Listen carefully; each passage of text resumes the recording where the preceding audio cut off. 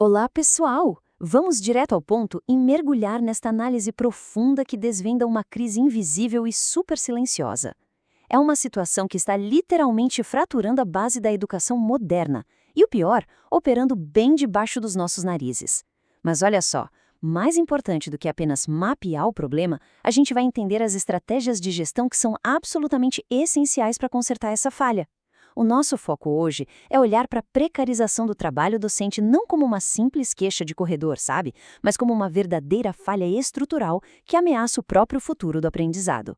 E para começar de verdade, a gente precisa se perguntar: quando foi exatamente que o ensino deixou de ser um desafio pedagógico para se tornar um teste de sobrevivência? Pense bem, o que historicamente sempre foi uma busca intelectual focada em desenvolver pessoas se transformou, pouco a pouco, num exaustivo teste de conformidade corporativa. Hoje em dia, o educador muitas vezes não acorda focado em inspirar mentes, mas sim para lutar contra um sistema que exige o cumprimento de metas que, francamente, quase não tem a ver com a sala de aula real. É um cenário onde lecionar acabou virando sinônimo de resistir.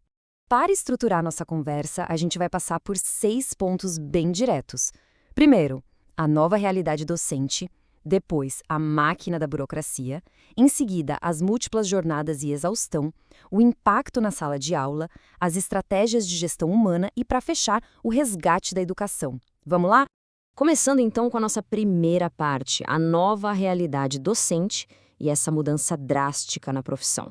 A verdade é que o cenário atual se apoia em 3 pilares que são, para dizer um mínimo, extremamente frágeis. Primeiro, a gente tem a instabilidade crônica dos contratos temporários. Isso impede qualquer planejamento de longo prazo na carreira, né? Segundo, vem as exigências administrativas extremas, que simplesmente roubam um tempo precioso de preparo. E, por fim, uma desvalorização socioeconômica severa. Juntos, esses 3 elementos drenam a energia, a criatividade e a autonomia de quem ensina. A instabilidade virou a regra do jogo, transformando profissionais que são altamente qualificados em trabalhadores que vivem constantemente preocupados com o mês seguinte. Avançando para o nosso segundo ponto, a máquina da burocracia. É aqui que vemos a pedagogia sendo literalmente sufocada. Existe um contraste que é brutal e muito frustrante entre a expectativa da profissão e o que rola na realidade diária. O que se espera? Que o educador seja um intelectual focado em dominar a pedagogia, capaz de orquestrar a logística complexa de ensinar dezenas de alunos ao mesmo tempo. Só que a realidade exige um funcionário preso ao preenchimento interminável de diários digitais, planilhas e mais planilhas, e relatórios contínuos de conformidade. Aquela genialidade pedagógica que leva anos e anos para ser construída acaba sendo substituída pelo trabalho mecânico, como se o professor fosse um mero alimentador de bancos de dados institucionais. E a ciência organizacional explica perfeitamente essa decadência. Como alerta o grande especialista Hidalberto Chiavenato, o excesso de formalismo e as decisões administrativas centralizadas geram, invariavelmente, rigidez e ineficiência. Faz total sentido, certo? Quando o cumprimento cego de regras e o preenchimento de formulários anulam o capital humano, o sistema inteiro falha. A burocracia deveria existir para facilitar o trabalho final, que é a educação. Mas o que acontece é uma inversão de valores absurda, onde a papelada passa a importar muito mais do que as pessoas. E isso nos leva a um diagnóstico muito claro, que é a chamada disfunção da burocracia. Em termos práticos, trata-se da incapacidade que uma instituição tem de responder com agilidade às demandas tecnológicas e sociais modernas, puramente por causa do excesso de formalismos.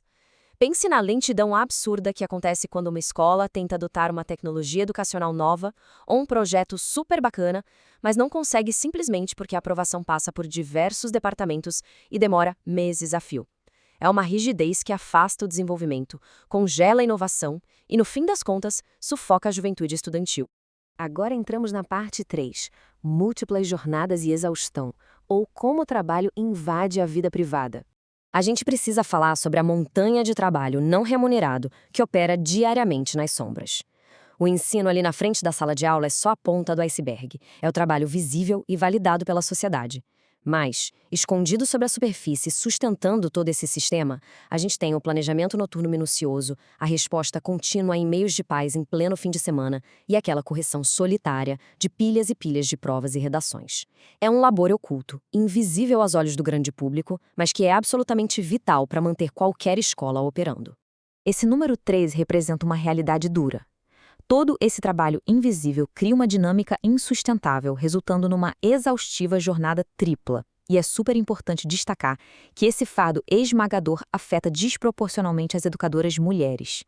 Na maioria das vezes, elas são forçadas a conciliar o ensino regular em múltiplos turnos, as montanhas de exigências da burocracia escolar e, paralelamente, o trabalho histórico e invisível de cuidados domésticos e familiares. Gente, é uma conta matemática de tempo e energia que simplesmente não fecha. Para piorar, a invasão digital apaga qualquer fronteira saudável que ainda restasse entre o descanso e o trabalho. Sabe aquelas notificações apitando no celular à noite ou no domingo à tarde? Isso mantém o corpo docente em um estado de alerta contínuo.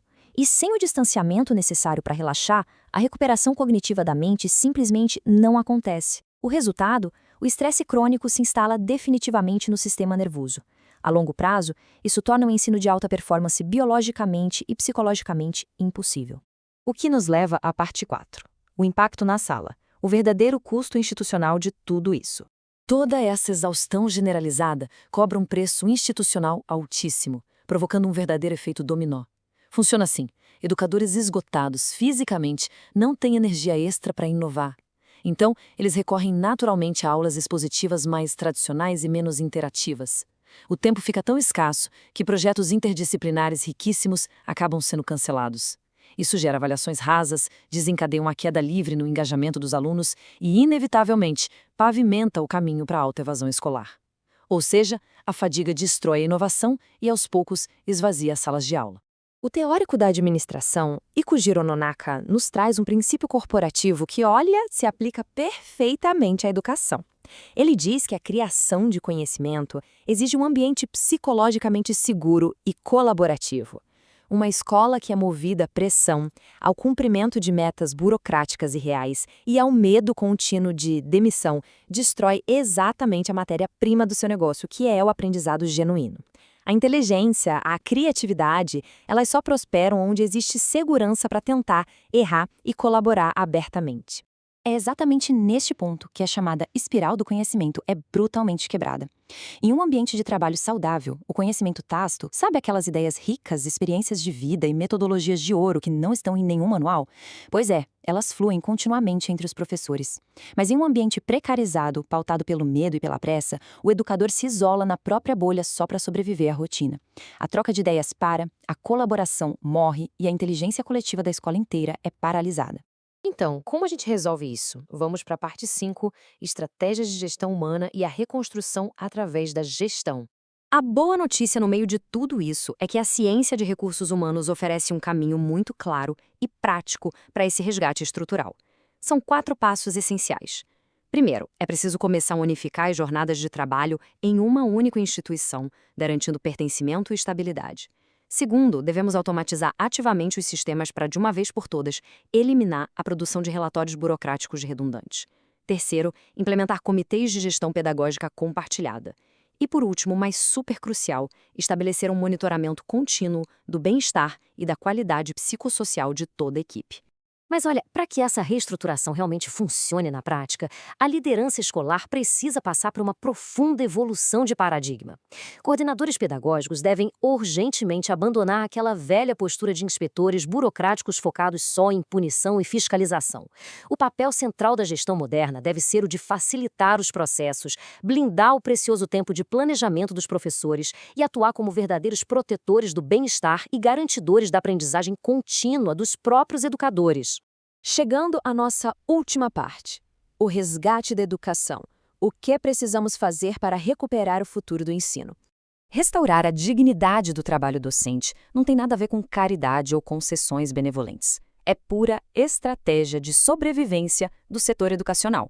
Isso exige, para ontem, a formulação de planos de carreira estáveis e duradouros, a oferta de salários que possam efetivamente competir com outras áreas do mercado corporativo tradicional e, claro, a proteção absoluta da autoridade pedagógica de quem está no dia a dia, na linha de frente lidando com os alunos. Sem isso, a carreira simplesmente perde todo o seu apelo.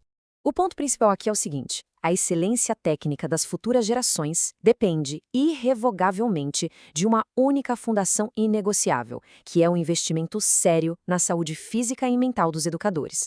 Resguardar quem ensina não é um detalhe acessório, gente, é o bloco de construção fundamental de todo o sistema. É matematicamente e logicamente impossível garantir a excelência, o engajamento e a qualidade do que é ensinado se a gente não proteger e valorizar adequadamente a mente e o corpo de quem transmite esse conhecimento. O custo organizacional e humano de tratar educadores como engrenagens descartáveis numa linha de montagem é simplesmente alto demais para qualquer sociedade racional pagar. A ciência da administração já tem o diagnóstico preciso e, como vimos, tem as soluções práticas nas mãos. Então, a verdadeira questão que fica no ar, ressoando nos corredores de todas as escolas hoje, é essa. Haverá coragem institucional e vontade política para finalmente investir na fundação humana e transformar esse cenário de vez? Fica a reflexão. Muito obrigado por acompanhar essa nossa análise até aqui.